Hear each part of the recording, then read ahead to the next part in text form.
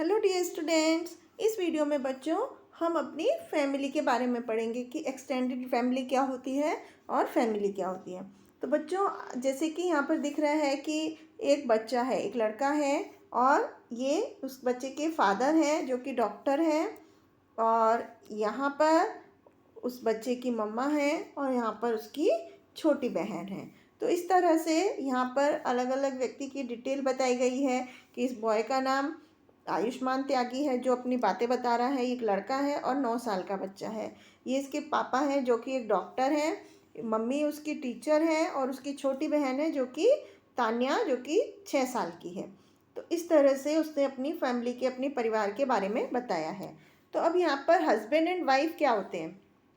तो बच्चों आयुष्मान के जो पापा हैं वो कोलकाता में डॉक्टर थे और उसकी जो मम्मी है वो एक टीचर हैं। तो वो दोनों एक दूसरे को अच्छी तरह से जानते थे, तो उन्होंने शादी करने का डिसाइड किया। अब वो लोग हस्बैंड वाइफ हैं, पति पत्नी हैं। अब वो एक दूसरे की पसंद नापसंद को बहुत अच्छी तरह जानते हैं, एक दूसरे की हेल्प करते हैं और एक दूसरे के साथ बहुत ही अच्छा रिश्ता में है। इसके बाद पेरेंट्स और देयर चिल्ड्रन, पेरेंट्स क्या होते हैं और उनके बच्चे क्या। तो आयुष्मान जब पैदा हुआ तो उनकी फैमिली में, उनके परिवार में बहुत बड़ा उसका उत्सव मनाया गया, सेलिब्रेशन हुआ। जब तान्या पैदा हुई तब भी उसके पेरेंट्स, उसके माँ बाप बहुत खुश थे। तो अब आयुष्मान जो है वो 4th स्टैंडर्ड में है और तान्या जो है वो 2nd स्टैंडर्ड में है। तो अब वो एक हैप्पी फैमिली है। तो इस तरह से एक फैमिली बन गई।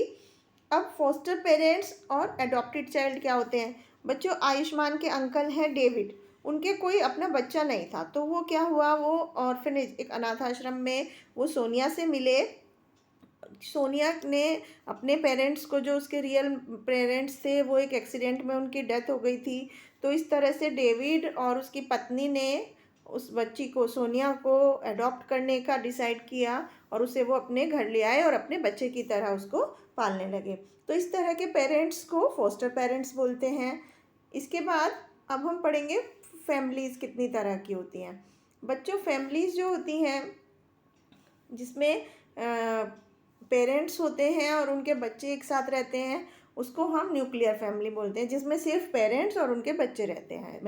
न्यूक्लियर फैमिलीज छोटी होती हैं, उसमें एक या दो बच्चे होते हैं पेरेंट्स के साथ। अब जो दो या दो से ज़्यादा बच्चों वाली फैमिलीज होती हैं उन्हें हम बिग फैमिली बोलते हैं, जिसमें उनके साथ उनके दादा दादी, पेरेंट्स, ब्रदर सिस्टर, उनके अंकल आंट, कज़िन, तो ये सब एक साथ रहते हैं एक ही घर में, उसको हम जॉइंट फैमिली बोलते हैं या संयुक्त परिवार हिंदी में बोलते हैं। तो बच्चों जो लोग हमारे फैमिली से जुड़े हुए होते हैं उनको हम रिलेटिव्स बोलते हैं। अब फैमिली गेट टुगेदर क्या होती है, मतलब जब हम किसी परिवार के सभी सदस्य, उनके रिलेटिव्स एक साथ इकट्ठा होकर होते हैं, एक साथ खाना खाते हैं, फंक्शन करते हैं, तो उसको गेट टुगेदर बोलते हैं। तो हर एक किसी परिवार में ये सबके लिए बहुत ही अच्छा अनुभव होता है, एक दूसरे को मिलना, एक दूसरे के साथ फेस्टिवल मनाना, जैसे दिवाली, रक्षाबंधन, क्रिसमस, ईद, होली, दुर्गा पूजा। ये कुछ ऐसे त्यौहार होते हैं बच्चों जिसमें सब परिवार वाले एक साथ इकट्ठा होते हैं और इन त्योहारों को मनाते हैं, एक दूसरे के साथ बहुत ही अच्छा समय बिताते हैं, बातचीत करते हैं, खेलते हैं, एक साथ खाना खाते हैं। बच्चे भी अपने कज़िन्स यानी चचेरे भाई बहन से, आंट अंकल से, अपने दादा दादी जी के साथ मिल कर के बहुत ही खुश हो जाते हैं और एक अच्छा समय बिताते हैं, अच्छी मेमोरीज बनाते हैं। तो इस तरह से बच्चों फैमिली क्या होती है, फैमिली जिसमें सिर्फ पेरेंट्स और उनके बच्चे एक साथ रहते हैं उसको न्यूक्लियर फैमिली बोलते हैं।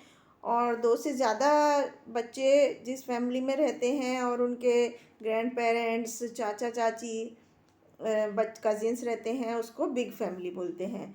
और फैमिली में हर एक फैमिली में जो भी मेंबर्स होते हैं वो सब एक दूसरे के साथ मिलने के लिए उत्सुक होते हैं, एक दूसरे ओकेज़न का वेट करते हैं कि कब कोई ओकेज़न आएगा, सब लोग एक साथ मिलेंगे, खुश होंगे, एक साथ खेलेंगे, खाएंगे।